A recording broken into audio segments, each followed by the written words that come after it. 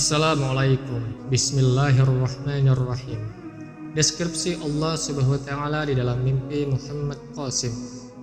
Qasim berkata, "Aku tidak pernah melihat Allah dengan mataku dalam mimpiku. Aku hanya merasa bahwa Allah ada di Arsyil Azim." Pernyataannya sesuai dengan surah Al-A'raf ayat 54. Sungguh, Tuhanmu adalah Allah yang menciptakan langit dan bumi dalam 6 masa, lalu dia bersemayam di atas arsy. Qasim berkata, "Dan aku mendengar suaranya dari balik tabir." Pernyataannya sesuai dengan Asy-Syura ayat 51. Dan tidaklah patut bagi seorang manusia bahwa Allah akan berbicara kepadanya kecuali dengan perantaraan wahyu, atau dari belakang tabir, atau dengan mengutus utusan malaikat lalu diwahyukan kepadanya dengan izinnya apa yang dia kehendaki. Sungguh dia maha tinggi, maha bijaksana. Qasim berkata, "Suara itu terkadang turun dari langit, atau aku akan melihat cahaya yang luar biasa terang, dan terkadang suara yang luar biasa akan datang dari cahaya yang luar biasa. Setiap kali aku melihat cahaya Allah, mataku menjadi terpaku, tidak mungkin untuk menggambarkannya. Aku tidak bermaksud mengatakan bahwa cahaya ini adalah Allah, melainkan cahaya Allah adalah versi megah cahaya yang diciptakan Allah. Allah jauh melampaui segalanya untuk digambarkan sebagai cahaya, dan Dia adalah pencipta cahaya." Pernyataannya sesuai dengan surah An-Nur ayat 35. Allah pemberi cahaya kepada langit dan bumi. Perumpamaan cahayanya seperti sebuah lubang yang tidak tembus, yang di dalamnya ada pelita besar. Pelita itu di dalam tabung kaca, dan tabung kaca itu bagaikan bintang yang berkilauan, yang dinyalakan dengan minyak dari pohon yang diberkahi, yaitu pohon zaitun yang tumbuh tidak di timur dan tidak pula di barat, yang minyaknya saja hampir-hampir menerangi walaupun tidak disentuh api. Cahaya di atas cahaya berlapis-lapis.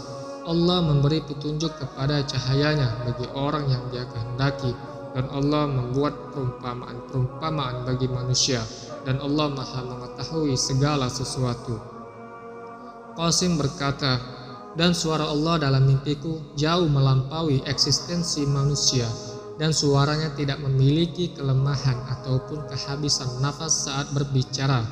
Pernyataannya sesuai dengan surah Al-Ikhlas ayat 4. "Dan tidak ada sesuatu yang setara dengan Dia." Qasim berkata, "Dalam setiap mimpi, aku merasa bahwa Allah lebih dekat kepadaku daripada bagian depan otakku dan pembuluh darah urat leherku." Pernyataannya sesuai dengan surah Qaf ayat 16. "Dan sungguh kami telah menciptakan manusia dan mengetahui apa yang dibisikkan oleh hatinya, dan kami lebih dekat kepadanya daripada urat lehernya." Qasim berkata, "Allah tidak pernah berbicara denganku dengan keras. Dia juga tidak pernah meninggikan suaranya dengan kemarahan atau berbicara kepadaku dengan cara yang kasar. Allah selalu berbicara kepadaku dengan sangat lembut dan damai, meskipun aku membuat banyak dosa setiap hari." Pernyataannya sesuai dengan surah Asy-Syura ayat 19 dan Az-Zumar ayat 53. Allah Maha lembut terhadap hamba-hambanya. Dia memberi rezeki kepada siapa yang Dia kehendaki, dan Dia Maha kuat, Maha perkasa. Asy-Syura ayat 19. "Katakanlah, wahai hamba-hambaku yang melampaui batas terhadap diri mereka sendiri, janganlah kamu berputus asa dari rahmat Allah. Sesungguhnya Allah mengampuni dosa-dosa semuanya.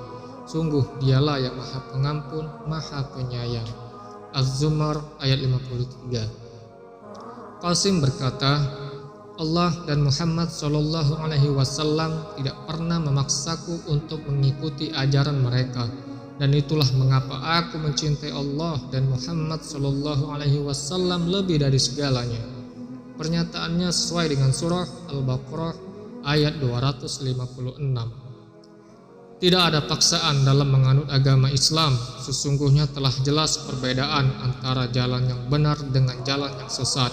Barang siapa ingkar kepada tagut dan beriman kepada Allah, maka sungguh dia telah berpegang teguh pada tali yang sangat kuat, yang tidak akan putus. Allah Maha mendengar, Maha mengetahui. Qasim berkata, Allah dan Muhammad Shallallahu Alaihi Wasallam berbicara denganku dalam bahasa Urdu, dan itu adalah bahasa utamaku. Pernyataannya sesuai dengan surah Ibrahim ayat 4. Dan kami tidak mengutus seorang rasul pun melainkan dengan bahasa kaumnya, agar dia dapat memberi penjelasan kepada mereka. Maka Allah menyesatkan siapa yang dia kehendaki dan memberi petunjuk kepada siapa yang dia kehendaki. Dia maha perkasa, maha bijaksana. Demikianlah penjelasan Muhammad Qasim mengenai deskripsi Allah Subhanahu wa Ta'ala di dalam mimpinya.